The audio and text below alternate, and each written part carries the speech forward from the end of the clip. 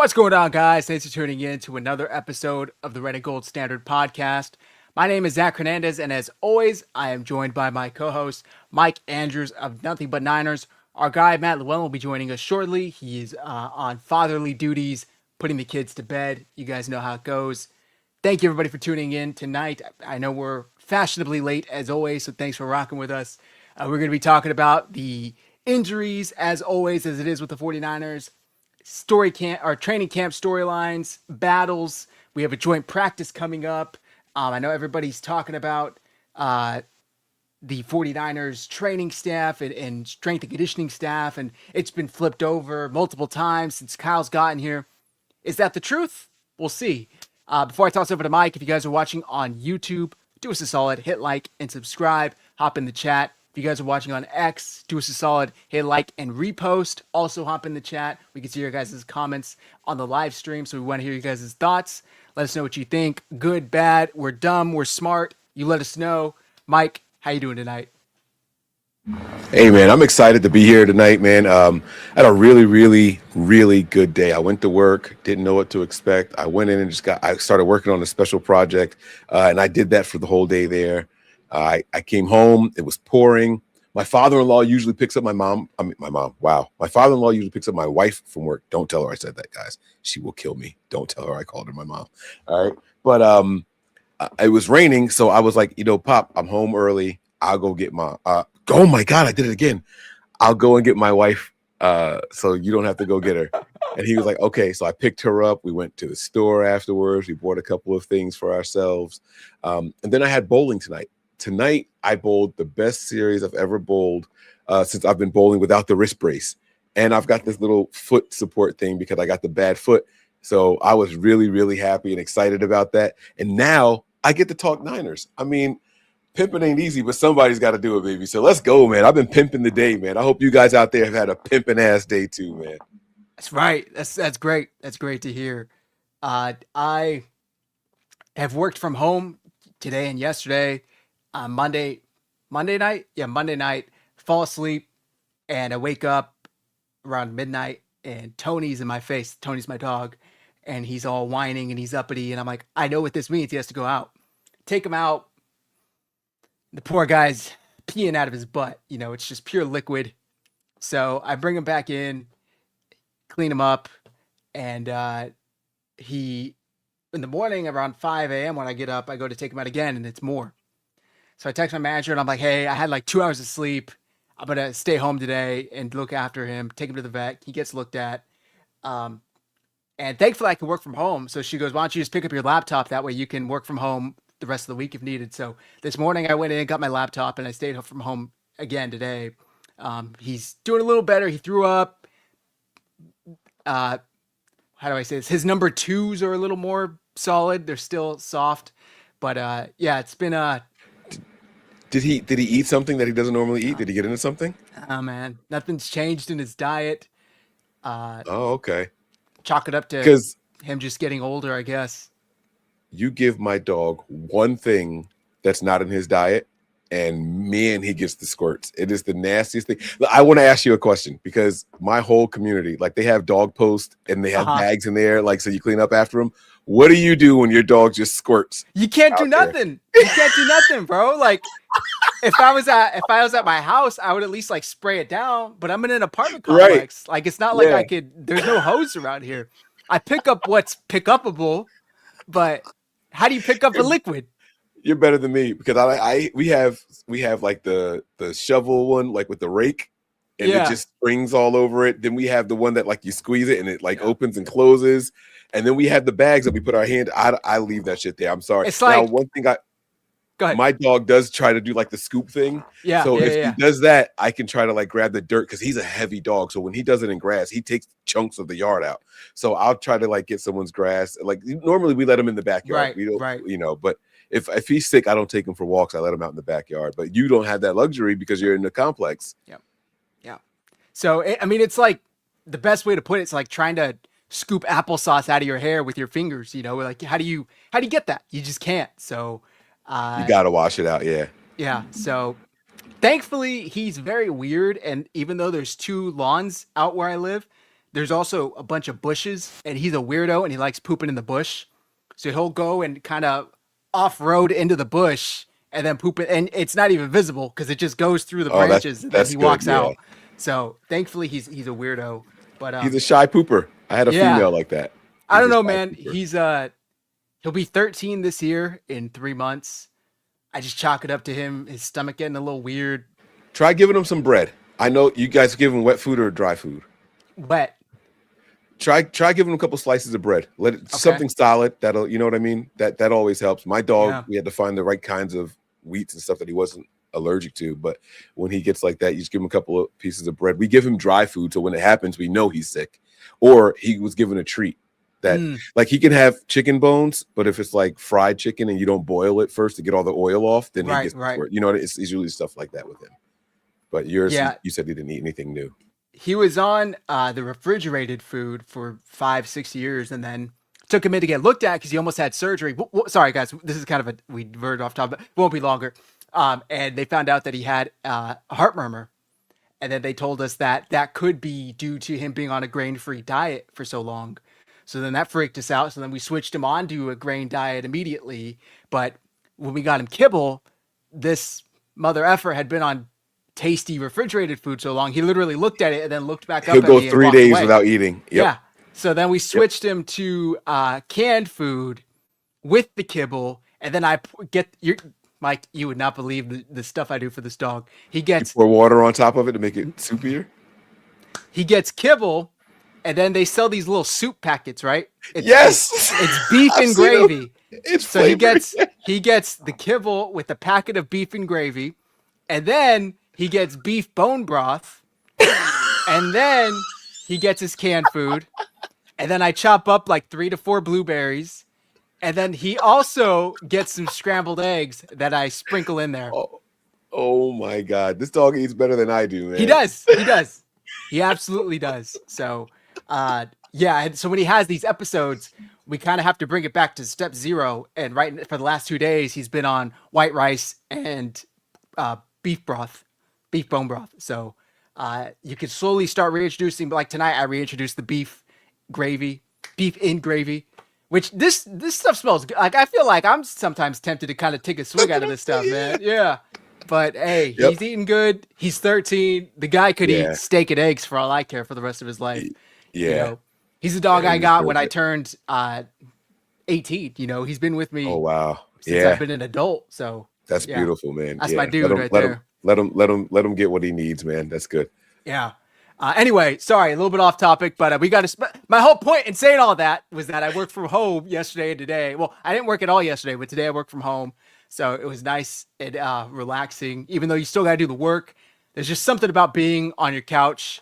I sent Ashley a picture because she was stressed at the office, and I'm like under a blanket with my laptop, watching an old Niners game as I have my laptop open. She's like, "I hate you." Anyway, we got a super chat from our guy, Gray Fox. Thank you very much, Gray Fox. Start off the show perfectly. He says, I don't know, man. It's becoming increasingly difficult not to believe the substation theory. Also, it seems that the substation gets bigger after every injury, like it feeds off of them. Now, that's funny. Mike and I were talking about it, and they just had to cut the trees, which Bonte Hill pointed out. They had to cut the trees, blocking it out. So now it looks even bigger, and every single clip that's going around, everybody's like, what the hell? This thing's just looming over it like the all-seeing eye from Lord of the Rings. Yeah, man. And people are flipping out about it and everything. It's interesting. I think these are my thoughts on the injuries, and I'm doing air quotes. A lot of it is like tightness, soreness, and so they're sidelining people. I think it's more precaution than it is actual injuries, right? Like if a guy says, oh man, yesterday I really went hard and, I did the ice bath and the heat and all that stuff, and I'm still a little sore. I think the Niners are just like, we know how our injury history is. Just sit out today. And they don't mind listing it all on there. We had 3 people just today listed with just soreness. I think that they're going to do that with things, and it's like if they can Where are you sore? I'm pretty much sore everywhere. Okay, we're just going to chalk it up as soreness. Well, where are you sore? Well, my hamstrings are a little tight. All right, we can list this one as hamstrings. Oh, my calf is a little tight. We're going to list this one as calf. Or my abductor is a little sore. Like I think that's what they're doing, guys. I really, really, if we stop and think about it, we've had one or two season-ending injuries in this camp. One of them being Kamara, and if you guys count Ricky Pearsall as a season-ending injury, I don't count it. But if you guys do, I completely understand why you do. Don't count it at least as an injury from this year. Right, exactly. And that's why I'm not counting it. So I don't count Pearsall's PCL injury. That was just something that they had been monitoring, and they finally decided, you know what? Go ahead and just get the surgery done. I don't think it was something new or substation related. But I also do believe in the power of the mind, and, you can make yourself sick certain ways if you're thinking about stuff. If they decided, hey, you know what, we are going to move the facility, I wouldn't be mad at it. If they decided, hey, look, we did the research, we checked everything out, and we're staying right here, I'm not mad at it either. So the fan base right now, I mean, it made ESPN. Pat McAfee was freaking talking about it, right? So, I mean, once that happens, everyone's going to be like, oh, no, like we're cursed, we're doomed and all that stuff. We should have never left. Candlestick. You start seeing all that shit online. But, guys, I'm telling you, the injuries are the sidelining. I'm not even going to say the injuries. The sidelining of players is more precautionary. They're erring on the side of caution more than anything else. That's what I sincerely think. I agree 1,000%. Just to touch on Ricky real quick, in case you guys weren't here the last show, Mike and I were just talking about this too before we went live. The two scenarios with Ricky were, one, you get the surgery in February after the season ends, and you're out until, because it's a 9 to 12 month recovery timeline. From everything I've seen, it's way closer to 12 than it is to 9.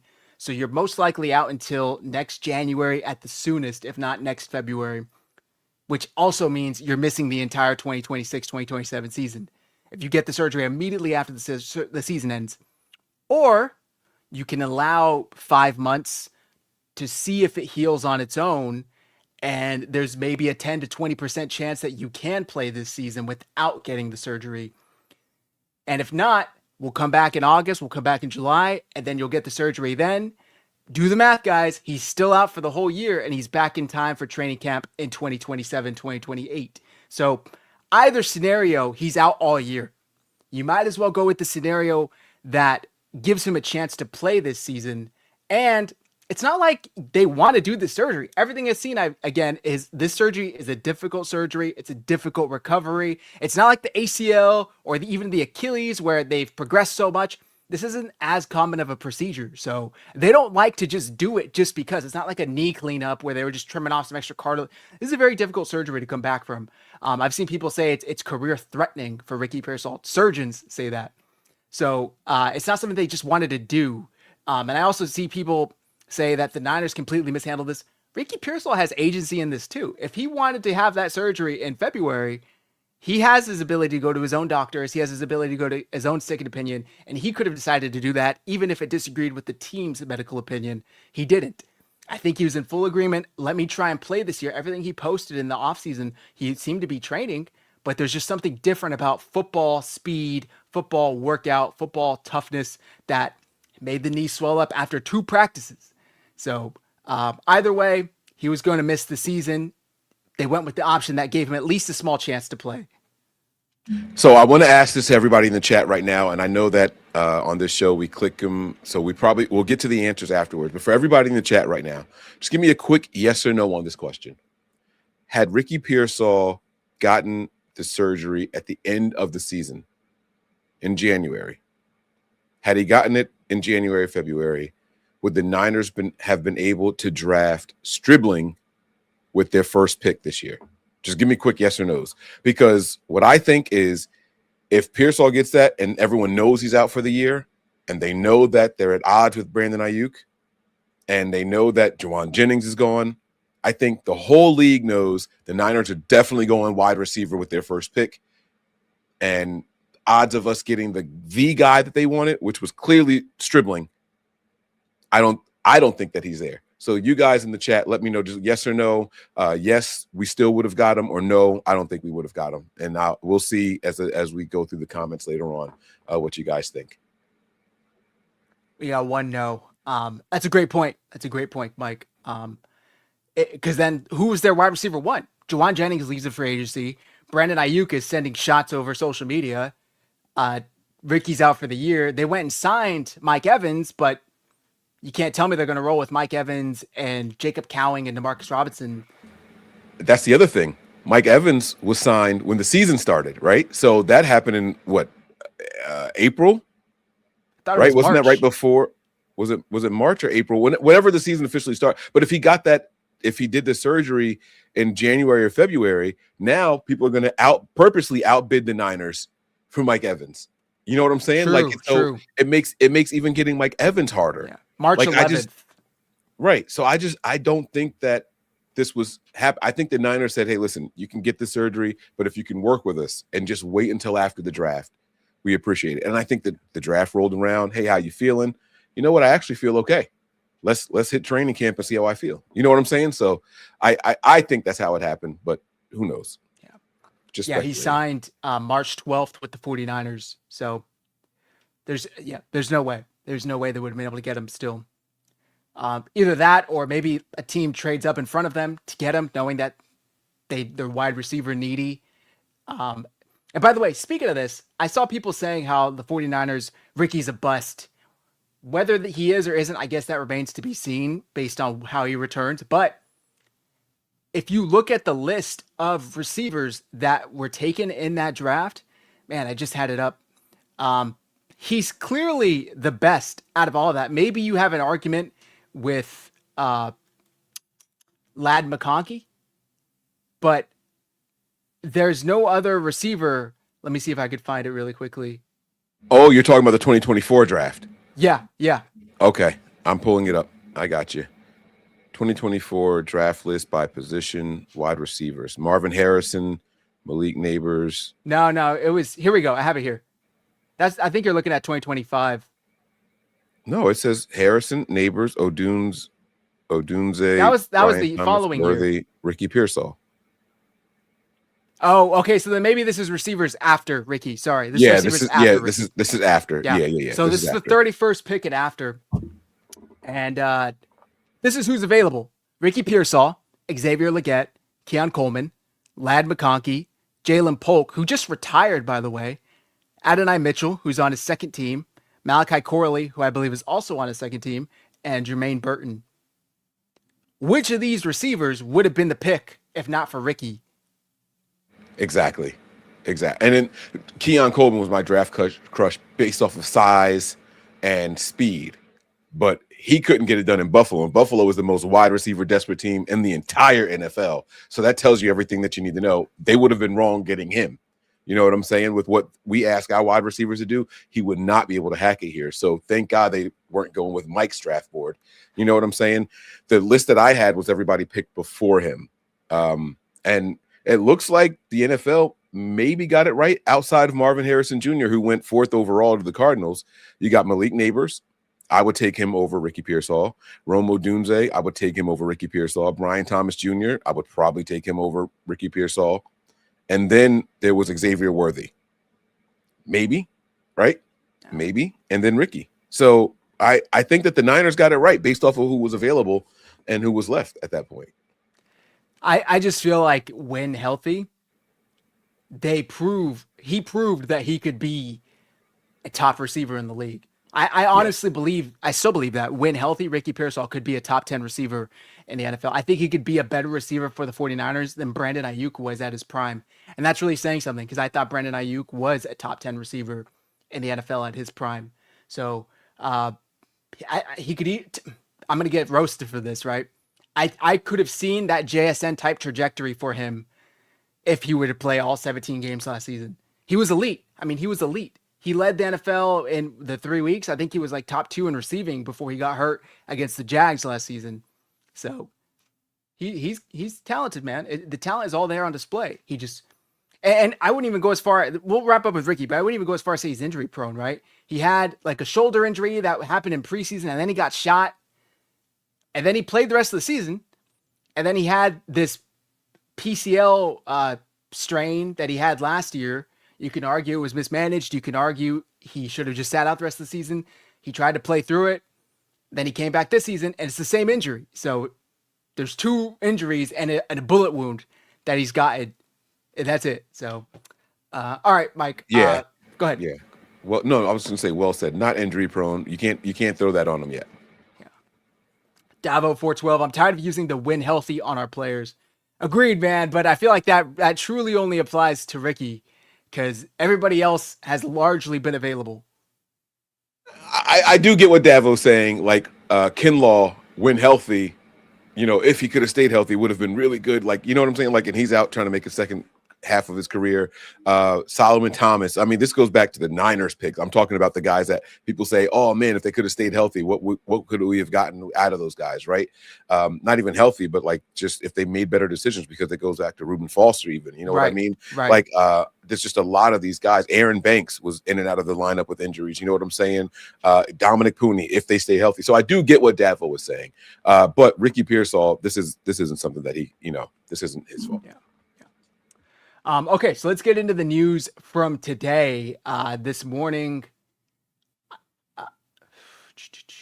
the 49ers announced that they signed 2 players, defensive end Ogbo Okoronkwo and wide receiver Kadero Hodge. And to make room, they released defensive tackle Kevin Givens and defensive end Cam Sample. Mike, Okoronkwo, I believe, was with the Browns most recently, and Hodge with the Falcons. Any thoughts on these 2 additions? Are they simply camp bodies? Do they have a shot of making the roster, in your opinion? What are your thoughts? Okoronkwo was somebody that, if I'm not mistaken, I had pretty high on the draft board for the 49ers in his draft. Can you spell his last name for me? I want to search my old post on X. Okoronkwo. Let me see if I ever posted anything about him. Okay. March 31st, 2018. I've got one post with this guy's name. Hey, 49er fans, make yourselves familiar with the last name Okoronkwo. I'm hoping we grab him in the 4th round. And then I spelled his first name. Ogbonia Okoronkwo is the name. That's it. That was a post. So this was somebody that I wanted the Niners to get anyway. And now he's here. I mean, I love when stuff like this happens. You remember how excited I was about Kevin White, right? There it is right there. Yeah, look at you, man. You're pretty good, man. You're good at this thing. So this is somebody that I was hoping that the Niners got their hands on anyway. Unfortunately, Chris Kocurek is here, and he's going to be the guy coaching them. But we'll see what happens. Hopefully we can get something out of him. So I was very excited when I saw that the Niners got him. This is somebody that I was hoping that we would be able to nab in the draft that year. This guy gives me very, very similar Charles Omenihu vibes, like a buy low, sell high kind of guy. Like he's got the traits to put it all together. And I agree with Daniel. We got a super chat we'll get to next from our guy Scott. The type of edge he likes for his scheme, Raheem Morris. I totally agree with this. I think he's got experience in the wide 9. He's kind of played in this system before. The 49ers desperately need help off the edge. I know we were hoping for like a Joey Bosa, Kyle Van Noy type addition, but this could be the true guy that they get and could possibly contribute. He could be a fringe roster guy, don't get me wrong, but if he makes the roster, think of a Charles Omenihu, Keon White, who is the guy that Cleveland Farrell type production where he's just a rotating, third down pass rushing specialist to try and come in and help the 49ers pass rush. What about Kadero Hodge, Mike? Any thoughts on him? Not a single one. Sorry. I know that we were supposed to be like, oh, yeah, I like this guy too and all that. I don't fake the funk here, guys. If it's somebody that was never on my radar, I don't try to pretend like I had some kind of good story about him or anything like that. I'm not that guy. So I don't know anything about Hodge. I'm sorry. I hear he's versatile, though. I hear he's got some versatility and he can be used in multiple ways. So we'll see. For sure. He's got some speed. He had made the Pro Bowl as a specialist, I believe, as a punt returner, if I remember correctly, as a special teamer. But the thought that comes to mind from Kadero Hodge for me, there was a Thursday night football game about 2 years ago with the Falcons and the Bucks, and it was a shootout. Kirk Cousins throws for like 500 yards versus Baker Mayfield. I don't know if you remember this Thursday night game, Mike, but it went to overtime and it was like 34-34, high scoring game, offensive firepower everywhere. And Kirk Cousins hits Kadero Hodge for like a 40-yard catch and run touchdown as a walk-off game winner in Atlanta. And it was a great performance. And that's the only thing I know Kadero Hodge from. But he can't be a bad camp body. If he's your wide receiver 4 or 5, you could do a lot worse for sure. They also worked out Donovan Peoples-Jones today, who hasn't had any production in like 3 years. Yet he's only 27 years old. Last time he was in the NFL, I think he had 800 yards, but he hasn't had much in a couple of years. So just worth noting, the 49ers are still bringing in people for workouts. Could be nothing, could be something, but those are the 2 additions that they added this morning. And any thoughts on them releasing Kevin Givens and Cam Sample? Kevin was kind of surprising. Yeah, I was going to say I was a little shocked that they let go of Givens the way that they did and when they did. I didn't expect that. I thought the system familiarity and all that was going to make him a lock to at least make the first set of cuts. You know, like if he's the litmus test for everybody else on the defensive line, like I would think that he would be the mark. If you outplay him, you can make this roster type of thing. You know what I'm saying? But for them to let him go, I was taken aback just a little bit. You know what I mean? They had let him go previously. Obviously, that's why he's not here. But I was shocked to see it so soon. What did he have? 1 practice with the Niners after they signed him? Pretty much, yeah. So, yeah, I was very surprised by that. This is a guy that started games for the 49ers. I don't know that for a fact off the top of my head, but I would imagine he's been here so long. They've been so injury depleted. I would imagine he started at least one game for the Niners. If not, he's played very heavily in a handful of games. And Cam Sample, I think they had just signed him from the Bengals, this offseason. So didn't make it through training camp. We got a super chat from our guy Scott WD. He says, my favorite trio is live. Appreciate your thoughtful engagement. Thank you for the kind words, Scott. We appreciate you. Matt will be joining us shortly, so it is just the duo. I appreciate you saying trio and not the other word we talked about too. You're the man. Don't forget that we have super chats from the last show. Yeah, you know what? We should get into them now. Yeah. And while you're pulling those up, I do want to tell everybody, if you're watching this from either one of our channels, please stop by the Nothing But Niners channel really quick and check. There's a link in the description. Debbie Ryan, you guys probably know her as Top Hat Deb. You have seen her all over 49ers posters. She has been leading the fan engagement. She is one of the faces of the fan of the 49ers. I mean, outside of probably Mark, the guy with the big Super Bowl ring hat, there's not other people who are known as super fans for the 49ers. Miss Debbie really, really needs our help, guys. I posted the link for her GoFundMe inside the description of the Nothing But Niners description. So if you guys can, please go over there. Anything helps. I don't care if it's just $1. If you can't even do that, just copy the link and share it on your social medias or whatever you can, please, guys. Facebook, whatever it is that you guys have. If you could do that, I would really, really appreciate it. Sorry that it looks the way that it does, but Miss Debbie needs our help, and let's go out there and let's help the faithful out, man. I mean, she is a faithful amongst all faithful. She stops in on everybody's shows. She's always showing love and support. So let's go ahead and give her some of that as well. She deserves it. So Miss Debbie, we love you. We're praying for you, and we're hoping that help you get through this. All right. I'm gonna try and post a shorter link. There we go.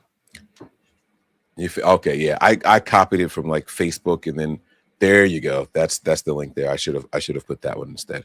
It's in the chat, guys. Even if you can't contribute financially, like Mike said, spread the word. Everybody should be able to at least copy and paste and just help out a fellow faithful. We'll do the same once the show is over.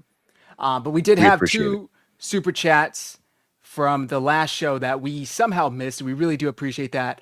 One is our guy from our guy Sean. Let me pull it up here.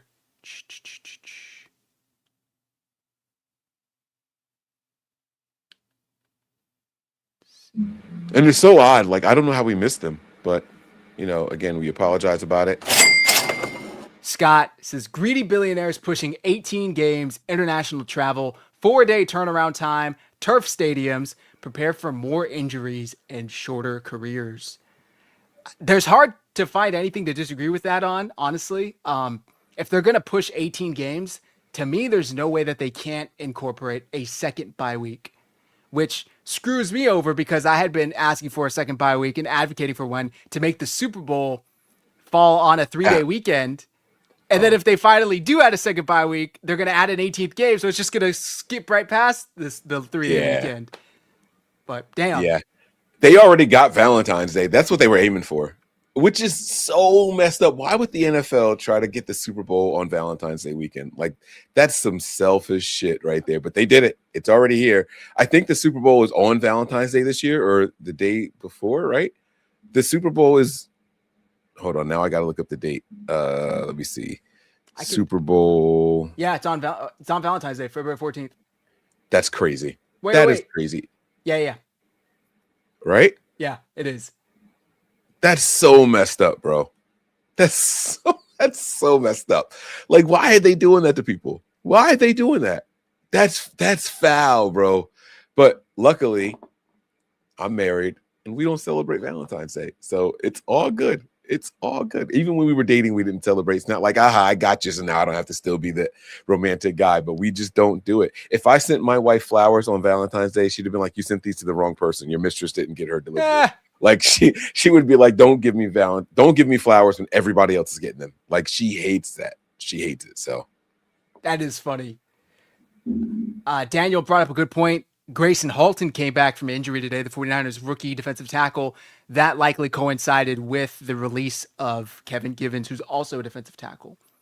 And we had one more super chat that we missed from the last. Let's see. Also from my guy, Scott. Let me share it here.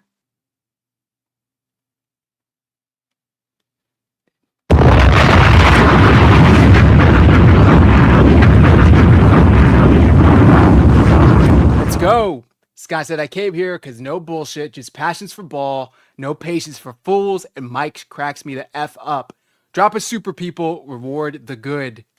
There you go. Some good vibes. Not getting cussed out. Appreciate you, Scott. Keep cracking them up, Mike.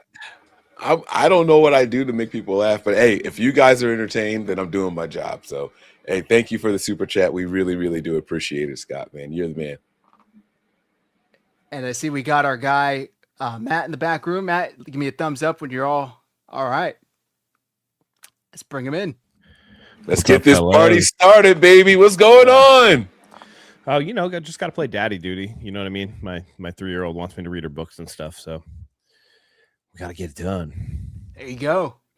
All right, Matt. I'm going to ask the question that everybody was waiting for you for. You ready? Oh, no. Are you ready to get away from the substation for the practice field? Only because people will finally shut up about it. Like, I don't know, man. Do you really think that the 49ers are the only team in the NFL that practices next to a substation? I know for a fact they're not. Yeah, the Panthers also do, which they're not a good example because they've had injuries up the ass this year. But the Chiefs also do. A handful of other teams practice next to it, an electric substation. Just much like anything with the 49ers, if it has to do with the 49ers, our fan base is going to be overly involved. They're going to read into it too much. It seems like, there's these rash of injuries. Like somebody was like, I think you even made it the title of the show. Like, we're ravaged by injuries. And it's like, everything is. Yes. Other than Pearsall, like, what are we even talking about? It's just like little knick-knack stuff that everybody gets in camp. Like every team has like 3 guys that have pulled a hammy already. You know what I mean? Like that's the nature of getting into football shape. It's August 5th, people. There's a month to go before this thing kicks off. That's what this time is for. There are guys in my bowling league, and I saw them tonight, and one of the guys came up to me. Well, both of them came up to me talking Niners individually, but the one guy was like, are you going to sign the petition? And I was like, what petition? What are you talking about? And he's like, don't tell me. Yeah, man. he was like, they got a petition going for the Niners to move the practice facility to get away from the substation, man. I was like, I won't be participating in that one. But, I mean, look, man, if it helps people feel better, we have heard about free agents saying, I thought about going to the Niners, but I don't know with the injuries from the practice facility and all that. So, I mean, if it helps the Niners, okay, move it, right? If they can afford to do it if they wanted to, but what's the distance that will make people happy, right? We're not gonna do like Dallas and practice in a completely different state because of this. So what exactly are they looking for? Would they feel better if there was like a wall built up, and there's only so high you can go because of the airport and all that shit, right? So that's why the stadium is as low as it is in Santa Clara, right? So I mean, what do they want? What would make them happy? And then if the injuries continue, then what do you say? Go back to, you know what I'm saying? Go back to where Candlestick was? Like, what do they want? Then it's a curse. Then they took too long to fix it. They're cursed. Yeah. So yeah. Here's my idea. Go to Home Depot, buy some sheet metal, paint it black, throw it up as high as you can throw it up, and then say that it blocks RFID. Okay. Thank you very much. I joked around and said, let's all pitch in, get those RFID blocking wallets, and we'll just staple them all together until we have a 20-foot wall. That's it. Just make a kaleidoscope of Ridge wallets. Yeah. Can I ask a question? And then we'll all be chanting, build that wall at Levi's Stadium. I bought this case, right? Because I thought this was one of the coolest little like wallets, and it's like a stand for your phone, and you open it up and you can like, your phone sits on it, and it kept saying RF blocker, and I don't know what any of that shit is, right? So there's this card in here, and it says that this is the RFID card. If I take this out, does that mean it doesn't block, or does the wallet itself actually block it? What wallet is it? Is what blocks it. So I can throw this shit out because this is taking up one of my 5 slots. Yes. In my thing. Is that just cardboard? Did it come with the wallet?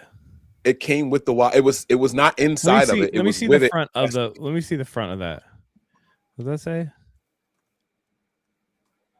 It says RFID card. Okay, here's the easiest way to do this. Put one card in there and go to the grocery store and try to do the tap to pay with your phone closed without that card in it. If it doesn't tap to pay, then it's not going to do it. It's not going to, you don't need the card. If it does tap to pay, then you need the card. Okay, so here's my question, and I'm not the most technological savvy guy, right? If I take this off and I tap my phone, I have the Google Wallet, so it'll take it. But then I also have card. I don't want to show my cards on the camera, but I have 2 cards in here that can do the tap to pay. So what's the best way for me to do this? How do I test it? Do it with the card inside. So take this and tap this with one card in there to pay. Yes. Okay. All right. Gotcha. Is that is that a cardboard card, Mike? Is that a No, it's plastic. It's plastic, like a credit card.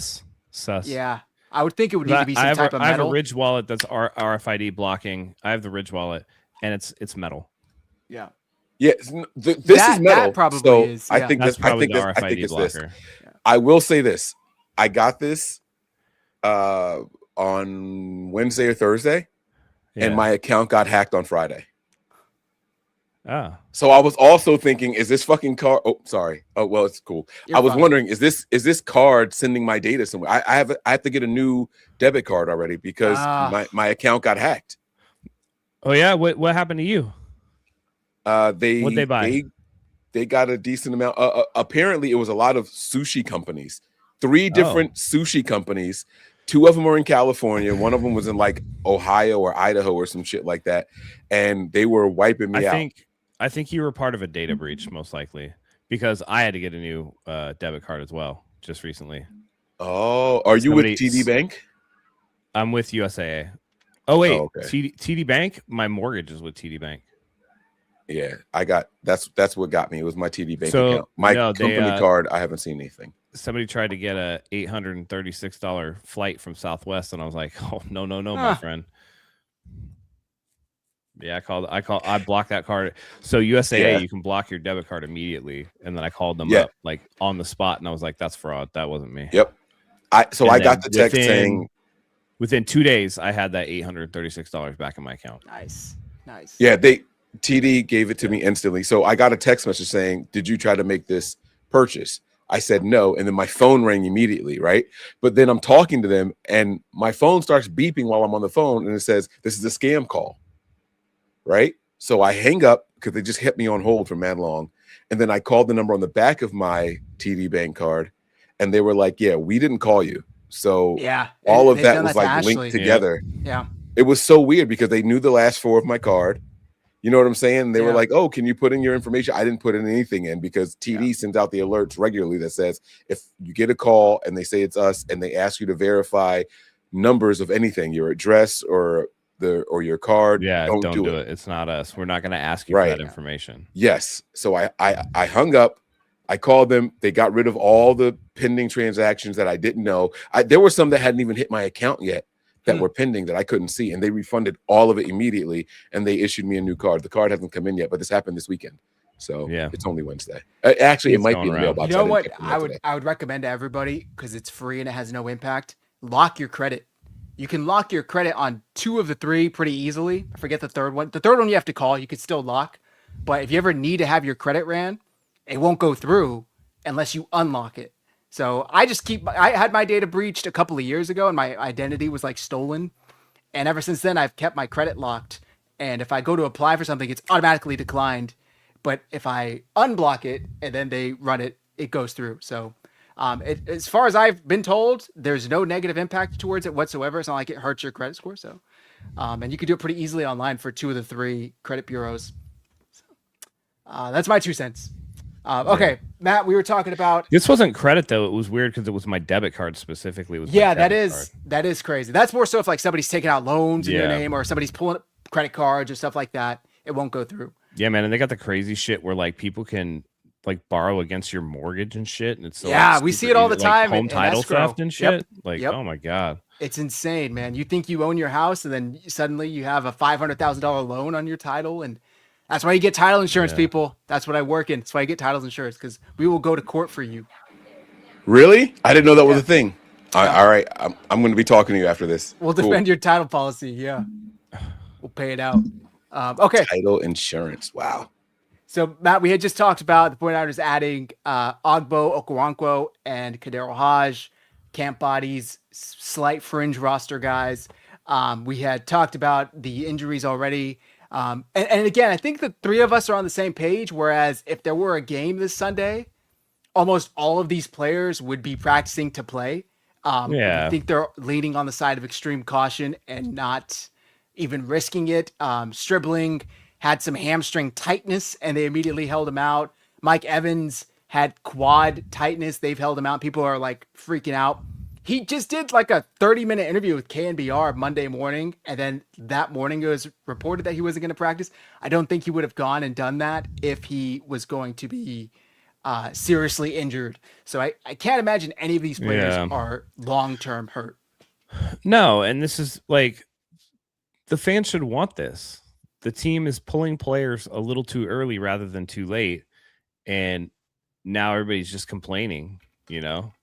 Oh, they have so many injuries. It's like, no, listen, anytime you hold a guy out of practice, you have to give an injury designation. Like, that's just the rules. That's like the literal collective bargaining agreement rules. You have to give an injury designation, you know?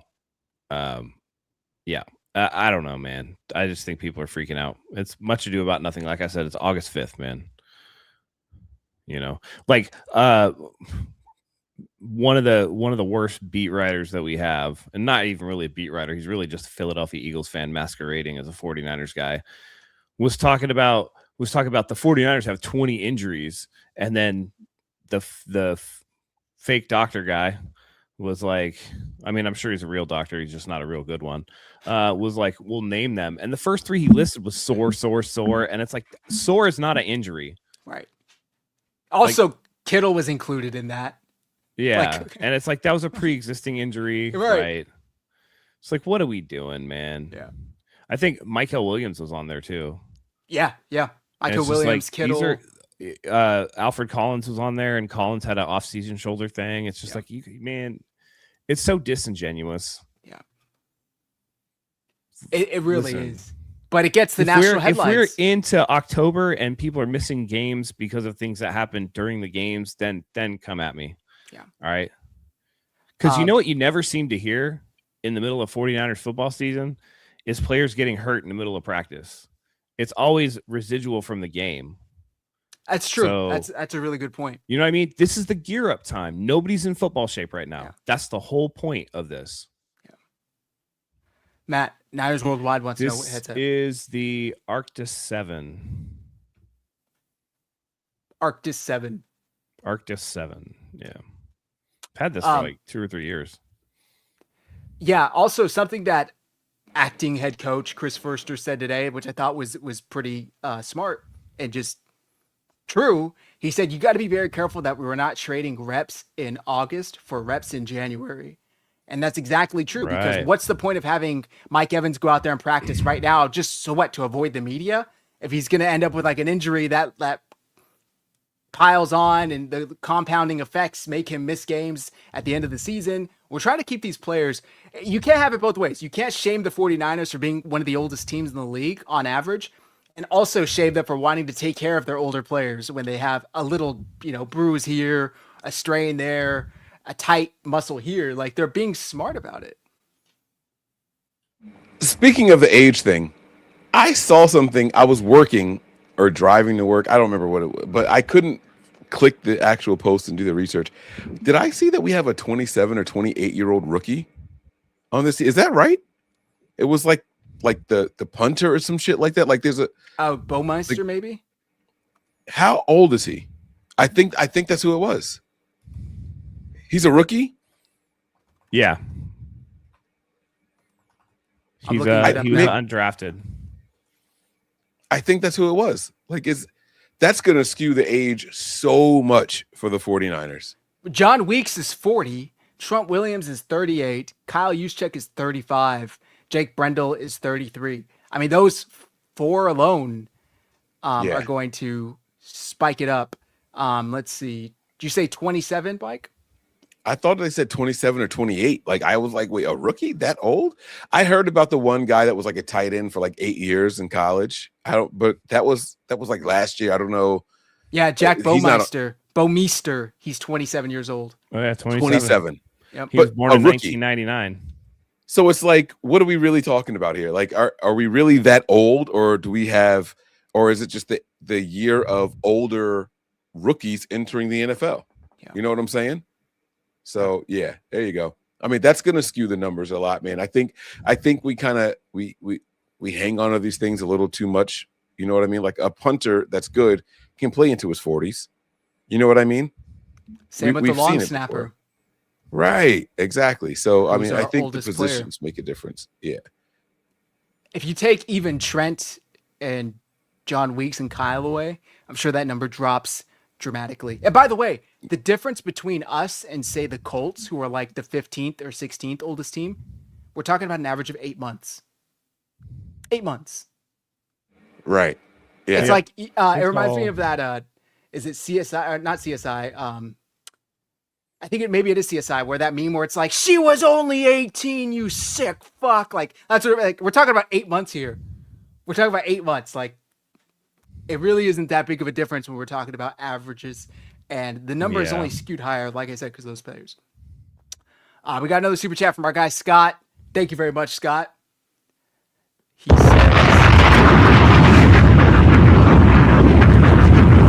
thank you, Mike. Saw Rams plan to arrive the night before in Australia, but the 49ers arriving a week ahead of time. Which is the smart plan? Thanks. This actually is a good question, because we talked about this in the chat today. Yeah. Stefan's crazy. He doesn't think it's a big deal. I'm telling you what the Rams are doing. I don't want to say it too loudly because I don't want them to change their mind, but what they're doing is stupid. You're going to fly in on a 15-hour flight the night before a game and then play the game and then immediately get on a 15-hour flight back. That's a recipe to be flat. What the 49ers are doing, arriving a week ahead of time and acclimating to that time zone, is the smarter play. You're going to get a decent break after the fact, right? Like the 49ers are playing a Sunday 1 o'clock game against the Cardinals, who, by the way, might be the worst team in the NFL. They might go 0-17. They look like dog water.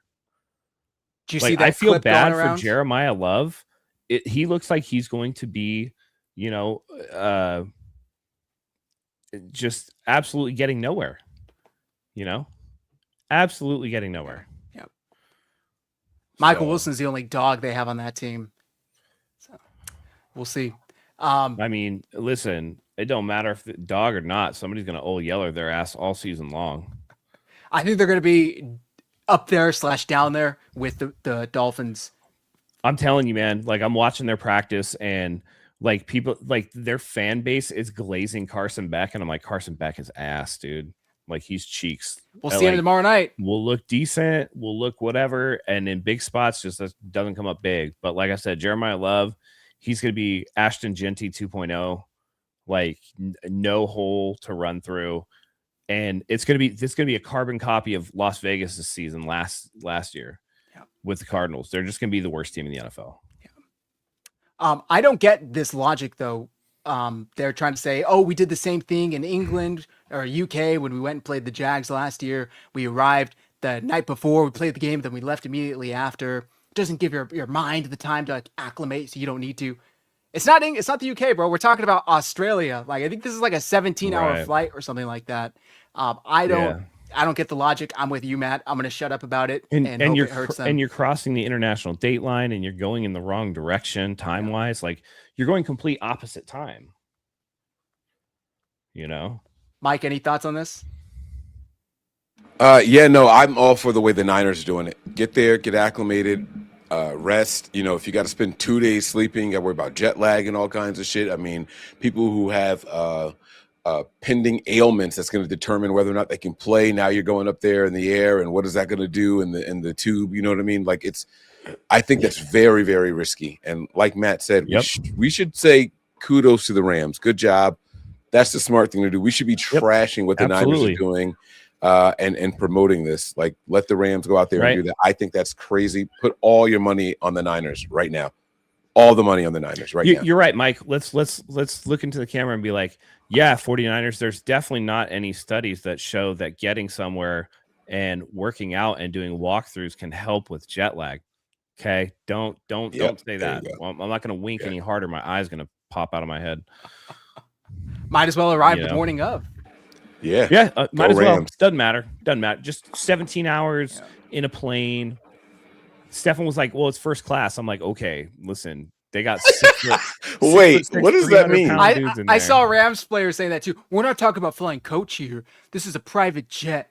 It's different. You wouldn't understand. So they're talking about 16 more inches of legroom.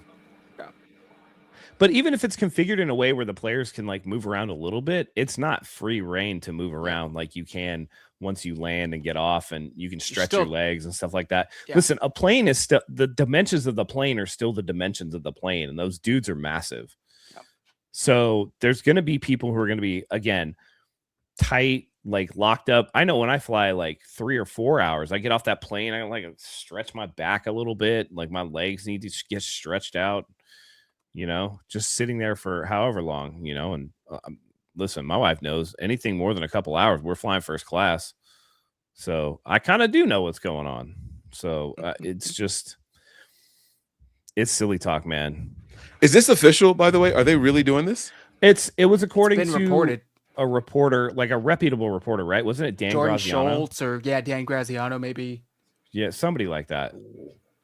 Oh, I don't know. The Rams are so fucking smart. This is why Kyle Shanahan is a worse head coach than Sean McVay for shit like this right here. The Rams, they are just light years ahead of the 49ers. And this is why we're never going to win a Super Bowl. It's reasons like this. I mean, this is a game that counts for 2, and they are doing things the right way. I mean, this is a division game right here. This is a huge swing right here in the standings and all that stuff. This is what you want to see your team doing. The Rams are 100% doing this the right way. The Niners are just freaking morons for going out there and trying to get acclimated. What are we talking about here? No, man. Hey, nothing's going to make you sharper than a 17-hour plane ride to get ready to play football, bro. They get to stay here 100%. And practice all week and then fly out the day before. Are you kidding me? That's fucking genius, bro. That's genius. And I had kind of bitched at the schedule makers for not giving the 49ers a Sunday night or a Monday night game the week after. But I actually prefer the way they did it because they come home and then they have, that long weekend to get reacclimated to the California time. And then you host the Cardinals and then or the Dolphins and then the Cardinals. Is it the Dolphins first? Yeah, I think it's the Dolphins. Shit, the Dolphins are trash too. I'm pretty sure it's the Dolphins, and then it's the Cardinals, and then it's the Broncos. So you don't leave for basically a month, whereas the Rams get the Sunday night or the Monday night game the following week, but then it's a short week that they're kind of compounding on after that. So they never really get to catch up on the rest. So the only thing that I can think of is this a little gamesmanship. And all of a sudden, we're going to look up in like 2 weeks and like the Rams we decided to practice in Sydney for the next month. You know what I mean? Like we bought a house down here. Yeah. Like Sean McVay gets on like Good Morning Football and is like, "Good day, mate." I don't know. We got a super chat from my guy, Jeremy Dirks. What's up, Dirks? Thanks for tuning in. He says, keep up the good work. Thank you, man. Appreciate the support. Hope all is well with you and your family. Yep. Okay, guys. Anything we talked about the additions, talked about the subtractions, talked about the injuries, talked about the substation that never seems to go away. And I agree with you, Matt. I said at this point, I hope they move just to get people to shut the hell up about it. Right. And by the way, you're one of the worst perpetrators of that shit too, by the way. The group chat is killing me, dude. Every time somebody on another team gets injured, it's like, oh, they got a substation there. I posted to make fun of it because it's like injuries happen with every team. Injuries happen with every team. So every time I see an injury, I've been quoting it saying, damn, that damn substation strikes again. I'm not going to lie. Whoever made the electrical substation Twitter account is actually a genius. I blocked them. I can't believe it took that long. I can't. It's not funny to me. I don't know. Yeah, it's a little. It pisses me off. It's like that meme of the old timey guy and the dead horse on the ground. And it's just the arm going up and down with the stick. Like that's where I'm at right now with it. I think to me the most frustrating thing with all of this is we as Niner fans legitimately went through all of this last season. Yeah. Just because it's now mainstream news and on ESPN doesn't mean that we have to relive this whole thing. Like, just look at the numbers from last year compared to other years. The Niners are not trending in an upward trajectory with the injury rate. We're not. We're plateauing or getting lower. So, like, don't just buy back into it because it's on ESPN now or NFL Network. Like, stop. Like, let's just use our own brains. Stick to the pages like 49ersHive and Nothing But Niners that are covering this shit day in and day out. Because the national media is catching up. They don't give a shit about the practices and all that stuff. The national media reacts to wins and losses, talent acquisition, talent loss, and that's it. Now all of a sudden it's making headlines on the big stage, and Niner fans are like, oh shit, that's right. I forgot about No, you forgot about it for a good reason. It was out of sight, out of mind for a good reason. Let them catch up to the shit that we had been talking about for 12 months ago. Like it's over already. Like I need the faithful to be better than this. Well, let's put it this way. I'm going to put it this way, and this should put it to bed. ESPN and Fox Sports and all the mainstream guys talking about the substation this year. It's like when we were like teenagers, right? And we have like the new word or the new thing or whatever. And then all of a sudden your parents start using it. And you're like, that shit ain't cool anymore. That's exactly what that's like. Right. That's the stage that we're at. Okay. ESPN and Fox Sports are the shitty parents who finally picked up on something, and now they're out there going 6, 7, and you're just like, Jesus Christ, dude, it's dead. It's dead. Right. Let it go. On the off chance that it is proven to have some harm, I think this is a great suggestion here. I made this earlier and I posted it on X.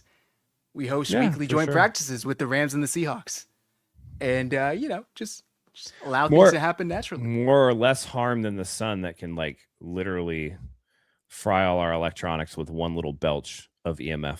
Right. More or less, because we get solar flares all the time. Just saying. Yep. All right. Enough of the substation. Enough of the injuries. Are there any players that have stood out to you guys based on reports through 2 weeks of camp so far? That have impressed you, that have caught on? What names are you seeing that you're excited to talk about? I mean, just from what I've seen in the tape, Stribling. For I like sure. the way he goes up and attacks the ball. I like the way that he catches it with his hands. He doesn't let it get to his body, and he's out there and he's plucking it out of the sky. Yep. To me, that's exciting. Like, people are talking about, like, oh, he's not the most crisp route runner, and it's like, who gives a shit? Like, Debo was a weapon without being the best route runner. Do you think Christian McCaffrey's the best route runner? No.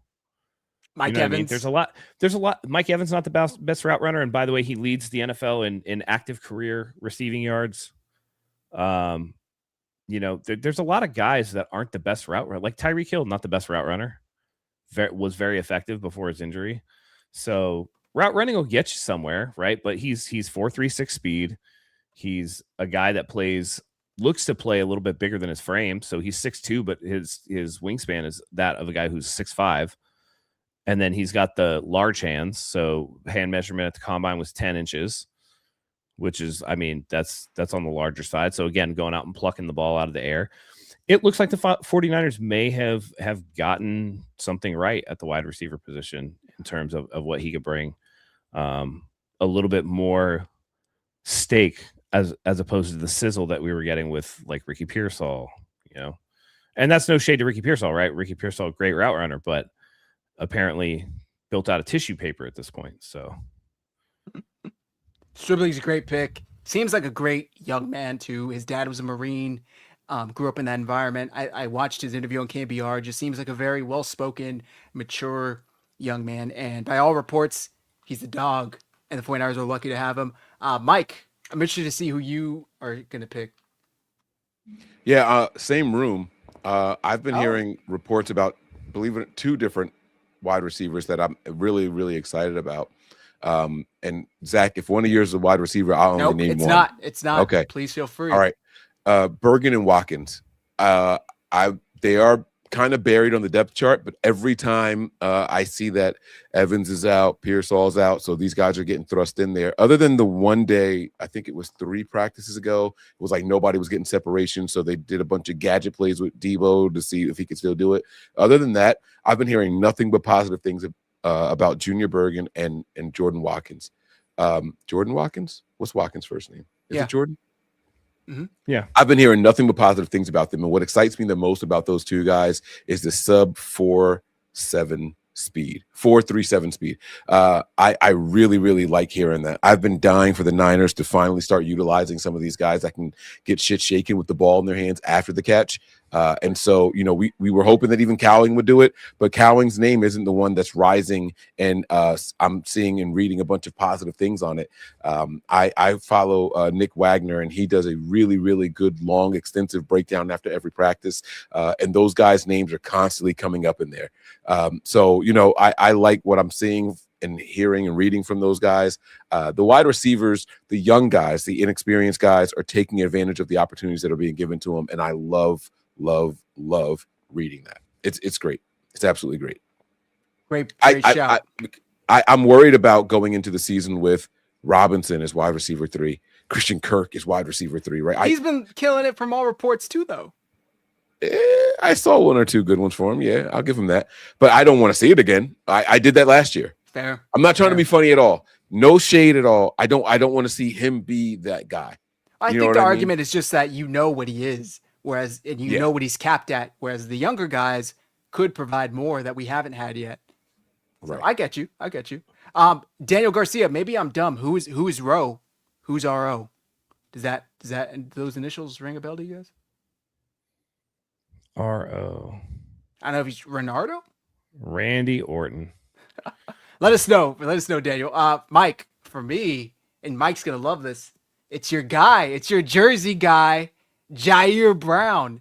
Jair Brown has been killing it. By all reports, he's looking like a changed player. He says that Raheem sat him down, really broke things down for him in a way that makes sense. He's able to have fun again since he hasn't had this much playing ball in years. He's just been... He looks like a new player, and it looks like he has that safety spot locked down. And I'm really excited to see what he could bring. If my memory serves correct, this is a contract year for him. So maybe he'll have the best year of his career. But I think that Raheem could put him in a position to have the best year of his career. He said that Steve Wilkes was the only other coach he had that was this hands-on with the defensive backs. So I'm excited for Jair Brown, man. Not to pat myself on the back, but I told you guys that getting a secondary-minded defensive coordinator in here was going to do wonders for our secondary, specifically our safeties who had been letting us down for the last couple of seasons. I don't think it's a coincidence at all. Now, here's my pushback to it. We keep on working out more safeties. I don't get it. If these guys are doing as good as they say they're doing and Siegel's having some good, like, I just don't get it. Why are we still working out safeties then? Special teams? Maybe that would be the only thing that I can think of, right? Because like, if it's going to be Siegel and Mustafa and Brown, like, are you going to risk one of those guys on special teams necessarily? Right. We need a George Odom. Right. That's the only thing I can think of. Yeah. But I'm excited to see, and I want to give a shout out to Renardo Green, who also, by all reports, is looking like a changed player, looking like he is having a hell of a camp and is ready to show up and lock down that cornerback 2 spot, which reportedly was in competition with Jack Jones for, but I think Renardo is going to take it. By the way, Daniel says it was Romello Height. Oh, Romello Height. Okay. And listen, shout out to the reunion. Right. Shout outs to Dre Greenlaw and Deebo Samuel, who are coming in, doing the things that they need to do, energized at the start of camp. By the way, shout out to the guy that, what was his name, that replaced Parag? Oh gosh, I don't even know. Because he signed Deebo to the most team friendly deal, the most like, hey, be humble, sit down and be humble deal that you could get. Right. You know what I mean? Like, Deebo's playing for peanuts. So base salary of a little over $3 million, I believe. Right, with incentives that could take it up to 7, which is a nothing burger, really. Listen, reports are that the defense is really energized because Greenlaw is there, as evidenced by some fights and stuff. I like to see that fire, and with all the rash of injuries or whatever, one person that's been out there since he got here is Deebo. So, yeah, shout outs. Looks like he's in shape. I have the contract details here. Samuel agreed to a guaranteed deal with a base salary of $3.27 million and a signing bonus of $490,000. On his new deal, he is scheduled to receive a $20,000 roster bonus for each regular season game he is active. If he shows up for all 17 games, he will receive the full $340,000 bonus. Samuel will receive a $200,000 bonus if his combined rushing and receiving yards are 600 to 802 on the season. He will receive $450,000, if he achieves 803 scrimmage yards or more. He will earn double those amounts if the 49ers make the playoffs. Samuel will make an additional $200,000 if he scores 5 or 6 touchdowns in the regular season. If he scores 7 or more, he'll receive an additional $450,000 incentive. Again, those figures will be doubled if the 49ers make the playoffs. And Samuel will receive a $250,000 bonus for the season if he ranks 10th or better in average yards per kick return, minimum 20 returns. He'll receive another $250,000 if he meets that incentive, and the 49ers make the postseason. So another $250,000 if you play 68% or more of the 49ers offensive snaps, and another $250,000 if he makes the Pro Bowl as a starter or a backup, on the initial ballot. So a ton of incentives, like we said, or like it was reported, when this contract first came out, and you see it here. I mean, and shout out to Deebo for like being totally open and accepting of this style of contract and saying, I just want to come home. Like, I'm totally fine with that. Just get me on the team, and the rest will work itself out. So, yep. Shout out to Deebo. Which Dre Greenlaw, by the way, said something similar. He's like, I'm very appreciative to Denver and everything that I had. I thought something was interesting in what he was talking about with KBR, where he said, I wanted to stay. I never wanted to leave the 49ers, and they didn't match the deal that I got until after I had signed. And I was kind of at a point where I can't go back because I had already put pen to paper. I'm paraphrasing, but that's basically what he said. Which wasn't really what was reported at the time. At the time, it was kind of like the 49ers went to him right before he signed, told him we'll match the deal, and he said, no, I'm still going with Denver. Based on what Dre said, they came after he signed and were willing to match. But he seems very happy to be back. Said as soon as he was released from Denver, there was only one place he wanted to go, and that was here with the 49ers. So shout out to Dre and Debo for returning. And I did see that super chat. Thank you, John Doe, for your dog stool issues. I don't know how to pronounce Saccharomyces boulardii. I looked it up and I do see they sell it in supplements, so I'll check that out. Your dog, I must have missed that part of the conversation. That was probably before I came on, yeah? Yeah. Tony's dealing with some... Is it Tones? Is it Tones Bones? Oh, man. Some diarrhea, a little bit of vomiting. So I've worked from home. I've been home the last 2 days dealing with him. Gotcha. But I appreciate it, John. Thank you. I'll definitely look that up. And keep him hydrated. Yeah, I was telling Mike, I've been giving him a ton of bone broth. Yeah, you can check. So you can check underneath like the gum line. You can check the tongue, see if it's dry. There's a lot of ways that you can check to see if he's hydrated or not. Some of the like looser skin on his face will start to become like tenting. It won't go back to the shape that it was. It'll stick out. Yeah. So try to do your best to keep him hydrated, and not just water. Bone broth is a good idea. So sweet. Has some electrolytes in there, some sodium. Appreciate it. Ian Sharp says, not as if Debo is getting a ton of offers. There's reports that he had offers from Washington and the Colts, and he still took the 49ers deal. So he wasn't getting as many offers, obviously, as he was a couple of years ago. But I don't care what offers he was getting. It's very clear that he worked to get himself into shape coming into camp, and it's very clear that he's happy to be here. So that's literally all I care about. Agreed. Okay, guys, I have a chat back card, which we haven't done in a while. Okay. Oh, yeah. Is there anything you guys wanted to talk about before we wrap up here? I know it's getting late. Just one thing. I don't know if you guys touched on it. Listen, when people release these quarterback rankings, pay them no mind. It's all subjective. If you love Brock Purdy, love Brock Purdy. If you don't like Brock Purdy, don't like Brock Purdy. It doesn't matter. Don't let some guy rank somebody randomly and then get in a tizzy about it. It really does not matter at all. Fair. The 49ers have proven they can get to a Super Bowl with Brock Purdy. Yeah, very fair. No, I think the quarterback rankings, though, you know what? I think that the Niner fans just want a little bit more respect put on our quarterbacks, no matter who it is. And no matter where they rank, honestly, right? Like I've seen Brock Purdy's like a 9 or 10 quarterback, and people are like, but you got Jordan Love ahead of him, and they want to argue those kind of things, right? I think top 10 is a pretty good place to be. You know what I'm saying? Sure. But the truth of the matter is, like, Brock throws really bad interceptions at times. Really and bad. I think that's what is holding him out of the elite category, right? It's not about his height. It's not about his size, because Drew Brees was considered elite for how many seasons, right? No, but Drew Brees had one very important thing that Brock does not, and that is a governor on, like, Drew Brees knew exactly what his limitations were, and he never tried to push past those. Brock Purdy sometimes tries to push past those, and that's when you see those really bad interceptions. In the back of his mind somewhere is that little gun. Again, gunslinger mentality with a pop gun for an arm. Like, you can't do that, right? Those are those interceptions there where he's just like, I can get it there. And it's like, no, you can't.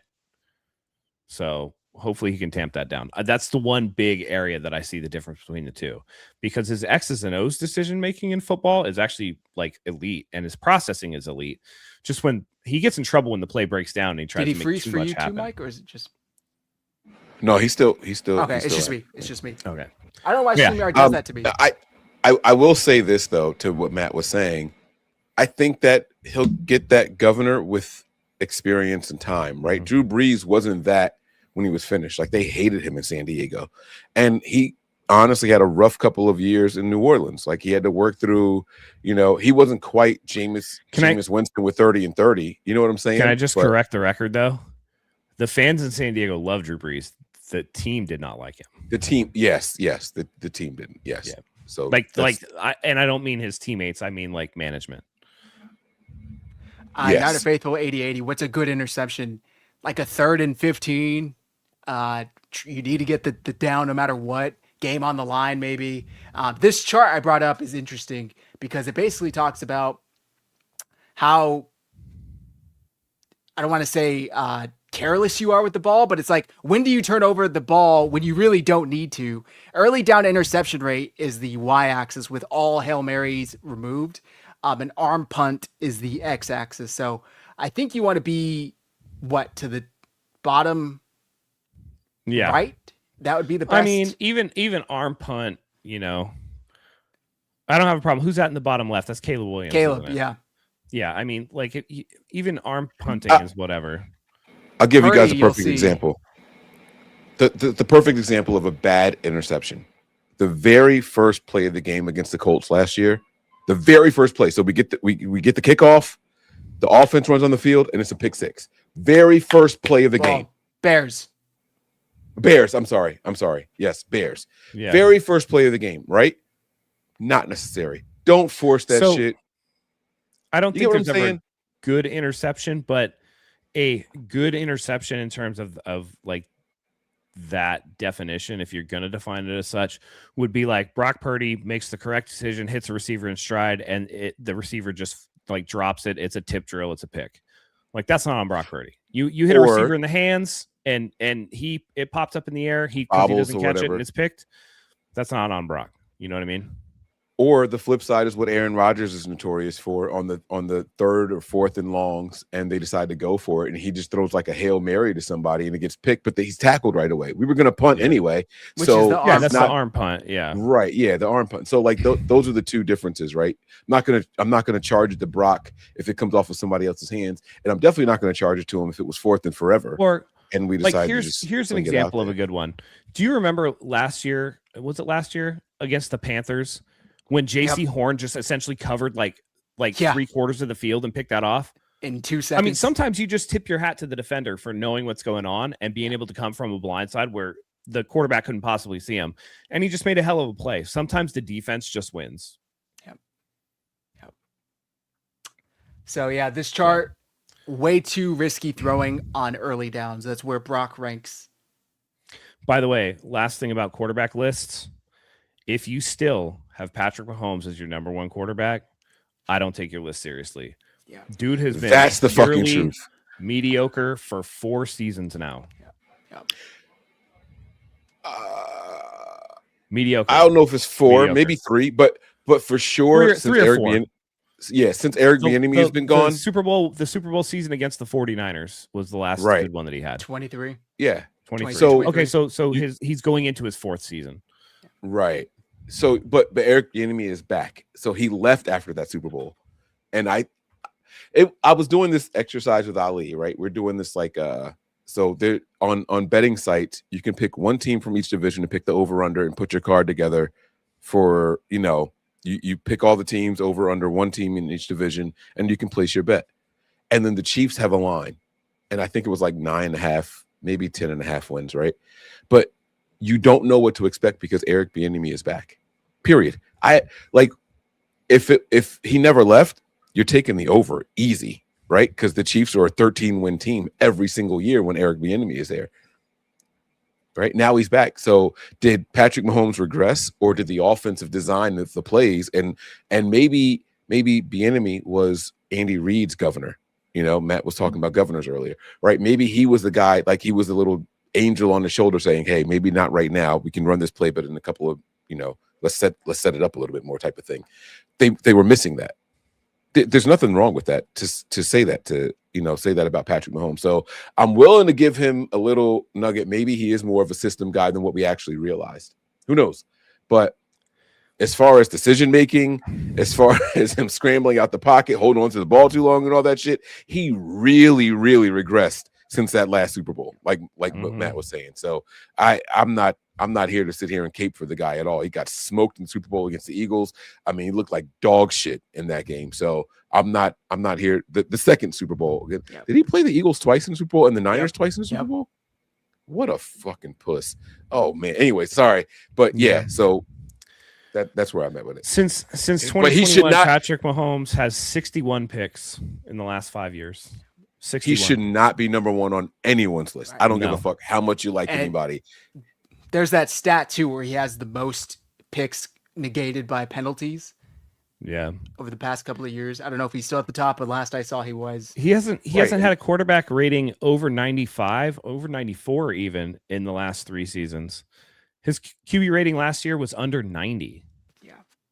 Right. Like if that was Brock Purdy, they'd be like, he was the 7th round pick for a reason. Get him out of there. If you threw up 62.7 completions, 3,587 yards, 22 touchdowns, and 11 picks, and said that was Brock Purdy, people would be like, he fucking sucks. Bench him. That was Patrick Mahomes last season. That was Patrick Mahomes. It's like saying LeBron is still the best player in the NBA. And by the way, when people go, Patrick Mahomes didn't have any help. Oh, so you're saying that quarterbacks need help to be good? Okay, well, where was that energy when Brock Purdy had a good team and it was everybody else except for him? He's part of the Avengers, though. You can't have it. You can't have it both ways. I did have one more thing I wanted to get to really quick. So preseason officially starts tomorrow. We have meaningful football tomorrow. And what I like to do, meaningful. It's the Panthers. I mean, it's meaningful. Cardinals. Somebody's job's on the line. Roster, yes, jobs. Sure. What position group are you guys most anxious to watch when the Niners get to that? And I know we have games. We have a week before the Niners play again. I do understand that. But since it's happening starting tomorrow, I wanted to throw that to you guys. Just you don't have to give me specific players. We can get to players when we get closer to it. What position groups are you looking for? Give me one position group each that you guys are anxious to see the cream sort of rise to the top. Starting with our first preseason game. I won't go with the obvious one, but I'm going to go with, as a whole, defensive line, the tackles and the edges. I really want to see what that looks like, because last year we were horrific on the defensive line when it comes to pass rush, when it comes to run stopping. As soon as Bosa and Michael got hurt, it just took a nosedive, man. So I want to see the rookies. I want to see Romello Height. I want to see Grayson Halton. I want to see the new additions, see what they can bring to the table, because I think this defense has the potential to be a really, really good defense if all coincides and all gels well. Matt? I'm going to say on the offensive line, they spent a lot of time investing in these reclamation projects, only for people like Jones and Lowe and Toth, only for Connor Colby to apparently be the runaway success at the left guard position. So watching Connor Colby last year, that is not very confidence inspiring in me. So I need to see what that looks like, because I don't want to steal anybody's thunder, but there's another group that I'd like to watch that's directly kind of tied to the offensive line. And so for me, I just think I need to see a more cohesive unit. I need to see one that inspires a little bit more confidence, particularly in the run game. I think in a lot of situations, Purdy has enough mobility that he can kind of protect himself, unless there's like an egregious blown assignment. But this team, the bread and butter for all the Shanahans has been running. And the 49ers really struggled to run last year. Their yards per carry was garbage. They weren't able to establish a rhythm and the typical physicality and dominance that we see, right? And everybody's getting better at the running back position. It's come back in vogue. 2 division rivals, and actually 3 if you count the Rams, investing high-level picks in running backs in the last couple of years. You have Blake Corum for the Rams. You have Jadarian Price just this season for the Seahawks, and all reports out of Seahawks camp is that, a defense that didn't allow a 100-yard rusher last year is really struggling to contain this kid in camp. And then, of course, you have Jeremiah Love, his backfield mate at Notre Dame, who's going to be with the Cardinals. And, they can't block their way out of a wet paper bag, but that doesn't mean that Jeremiah Love isn't a very, very talented running back. So I'd like to see how the 49ers can kind of invest into that backup running back position, and how this offensive line, this kind of patchwork interior offensive line is going to work together to, get them back to their physicality and their dominance in the running game. Very good. Very good. I do want to give a hat tip really quick, just not to go back too far, but Zach, you asked if there was anybody whose name we kept seeing and we were like impressed with and wanted to see more. Nick Martin. Niner fans were clamoring for Nick Martin to get on the field. Why can't you guys play him? We're using him out of position. We can't just put him in there because Fred's out. And you know what I mean? Like, that's not his position. From everything that I've been hearing, Nick Martin is doing a hell of a job at the Sam. I believe he's playing the Sam linebacker. Yeah. And they are saying he looks fantastic, to the point where even Raheem Morris is like, he's talking to John and Kyle. It's like, you guys are spoiled with this group of linebackers. Like, I can't believe you have all this talent, this group. But my position group, before you even get to Duggar, by the way, who has been who's also like the Swiss been Army knife. They've put him at safety reps. They've put him at edge reps. Him at linebacker. Real quick thing about Nick Martin, by the way. I think in my opinion, not to be a conspiracy guy, tinfoil hat guy, I think that concussion protocol thing, they looked at it and they were like, fuck it, just leave him in there. Like, just don't bring it back. Just fuck it. Just leave him there. I mean, it was going on 2 weeks. Like at one point, I want to say, and he's still. Well, it was like progress. The last couple of weeks of the season, but then like it was more than 2. Out of concussion protocol until like OTAs this year. Yeah. Yep. He stayed in for a very, very long time. I think they just were like, just leave it there. It's fine. Lynch's press conference, when he spoke about Brandon Ayuk and how he said he's basically done, I think he to start off, he said if we were playing, Nick Martin would have been just cleared off the concussion protocol. And that happened like a month after the season or something like that. Whenever their last press conference was in 2026. So Mike, you were given your position group? No, it's safeties. I want to see a definitive answer. Give me a clear 1 and 2. I'm hearing a lot of potential between 3 guys, 3.5, right? Give me a definitive 1 and 2. And I just want to know what it's going to look like. I'm very excited for the entire secondary now that Raheem Morris is here, if I'm being honest with you guys. I think we get back to the Niners having double-digit interceptions from the secondary, not counting the linebackers. I don't know if they count a secondary or not, but not counting the linebackers. I think we get double-digit picks this year. 7. Yeah. So that's what I'm really, really looking forward to. Just watching how it all plays out, but specifically the safeties. And that goes to Zach's point about Jair Brown making a lot of headlines. All right, sweet. Chat back time, guys. It's been a long time since we've done one of these, so let's do it. Chat, feel free to answer as well. Okay. What is the best piece of advice you have ever received in your life?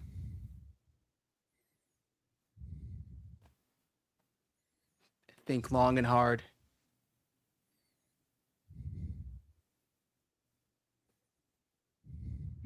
I got one. There's no such thing as awkward conversations, just awkward people. Oh, that's a good one. Okay.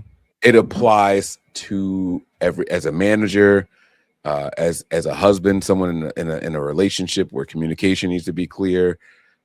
No, if you're fucking up, there's nothing wrong with me saying you're fucking up. I shouldn't have to coddle your feelings to say this. You know what I'm saying? If we are on different pages, I think in relationships in particular, between like significant others, one person will hold on to something that their partner is doing, and then they explode, and the partner's like, wait, what, where'd this come from? Like, you never said anything before. I didn't know this bothered you. And it's because we're adults and we're so used to like coddling people that we just are afraid to say things. No, we make it awkward. There's nothing wrong with just presenting a conversation. And as a father, I learned that with my kids. I rip the Band-Aid off for everything that my wife thinks is going to be a tough conversation. But like, wait a minute, you got to think about having sex? Do you even know what sex is? It's like, she's like, whoa, what are you doing? Like, what are you doing? Right. And now all of a sudden the kids' guards are dropped, and now it's open conversation time. Right. But as I remember how my mom had this sex conversation with me. Did I ever tell you guys what my mom said to me about sex? No. Like her question to me was, have you had your Peter wet yet? I'm like, who the fuck is Peter? And why is he wet? What are you talking about?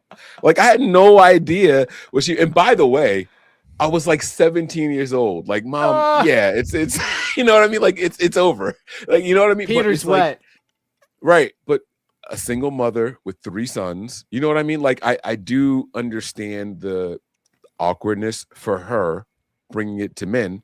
Right. But it was like, you could have had this conversation with me years ago. By the way, we had sex education 2 years ago in high school. You know what I mean? Like it was my sophomore year when we had the sex ed class. Like you're a little late for this one, lady. Like so you know what I mean? But it was just like a weird thing. Like only humans make the conversations awkward. And there's no such thing as an awkward conversation, just awkward people. Like just rip the Band-Aid off and jump right into it. I take that with me everywhere. That's a good one. Because you're great. You're very conversational. Like I feel like you could chop it up with anybody. Gas station attendant, guy at the store. You know, like I feel like you could be friends with anyone. Matt, you want me to go? Or you want to go? I mean, it's up to you if you got one. Yeah, I'll go. I have two ones really quickly. You don't have to attend every argument you're invited to. You could very simply just, okay, that's how you feel, walk away. The other one, I don't have this memorized. I had to Google it when I pulled up the chat pack card.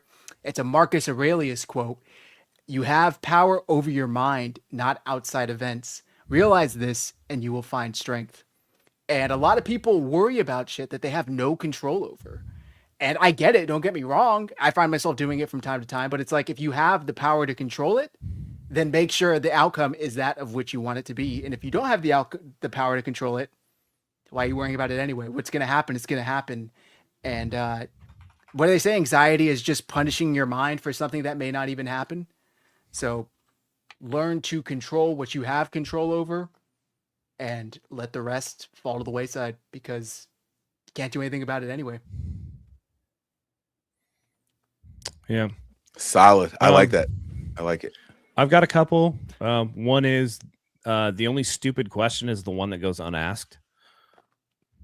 There you go. I think that some people are worried about sounding dumb, or they're curious about something and they don't want to be a bother, so they don't ask the question. Well, if you don't ask the question, you're never going to get an answer, and you're just doing yourself a disservice. And in that vein, the one that I always try to live by is you can't please everybody. If you don't stop trying to get everybody to like you, you're going to end up not liking yourself. So there you go. Yeah. Be true to yourself. Some people aren't going to like you, and guess what? That's okay. You don't have to surround yourself with those people. At the end of the day, and actually, this is my third one, and this is the best one at all. This is the best one, and this one I definitely live by. Do not accept criticism from people you wouldn't seek advice from. Yes. Yes. Like also, if you're not going to ask somebody, hey, what would you do in this situation? The person who's like, dude, you suck. Like, who the fuck are you? Yeah. Yep. You guys are like knocking this thing out the park. You're giving multiple ones. I was looking for one single thing. Can I give another one? Yeah, man. Free, yeah. Can I give another one? All right. So this one, I'm actually going to use real names in this one, right? But it's hey, Scott, not just keep your underwear on, but make sure they're clean too. Make sure they're clean. Yes, the clean underwear thing. This one is it applies in a lot of different things, and I learned this in the sales. I had to take a sales course for one of the companies I worked for, and it was being able to identify someone's role versus their identity. And I think I've mentioned this to you guys before a couple of years ago on a chat pack question, but right, like it's like, what hat is that person wearing when you are judging them, right? So I'm going to use Grant Cohn for an example, right? We've been in the room with Grant Cohn. Yep. All of us. We have been in a setting with him, and Grant Cohn is the most completely delightful different person in Very person, nice. Right? That's identity versus role, right? The roles change, but Grant Cohn is always Grant Cohn. The roles change. If he has to be entertainer, if he has to be a protagonist, if he has to be an antagonist, if he has to be the columnist or whatever, those change what he has to do in those moments. But when you sit down with the man, the husband, right? Because he was there with his wife when we all sat with him. The sweetest fucking guy in the world, right? If you watch that interview with him and his father, I mentioned it last time we did a show, right? It was a completely different Grant Cohn, role versus identity. That goes a long way. When you're judging somebody, think about what they're doing, why they're doing it, and the world will be a much, much better place. Like, learn to separate what the people are doing and their goals when they're doing it. It's fantastic. Don't be a mark for the gimmick. Yeah. Exactly. Yeah. Yep. That actually reminds me of another pro wrestling quote that I actually kind of like. The only thing real is the money and the miles. There you go. Yeah. I like that. But, all right. yeah, That's going to do it for tonight's show. Greatest theft of joys comparison. Yep. Hug your mom because one day she won't be here and it will kill you inside. That's very, very good advice. Oh my Call God, your mom, dude. Shit, the one that makes the one that's been like making me sad lately is that one saying, like, there'll come a time where it's like the last time you pick up your kid and you won't even know it. Right. Yes. Yeah, I've heard bro. that one. Bro, I got the little kids and I think about that shit right now. Like we're about to send the 3-year-old to like preschool, and I'm like, what? Listen, I read that quote or saw it somewhere a couple of months ago. Yeah. And literally the next time, my son's taller than me. The next time I hugged him, I picked him up and spun around, like just to say, there's no limit to when I'm going to be able to do this. Yeah. Yep. So it's like, I'm just in case it's my last time, I'm going to do something silly and like make a joke of it. And I'm all right. I got that one locked in until the next time it happens. Yeah. I think I'm going to do it too. I think I'm going to make a conscious effort to do it. But then like, I feel like it's going to make me real emotional about it too. Cause I'm going to know it's the last time. Yeah. Yeah. You know? Yeah.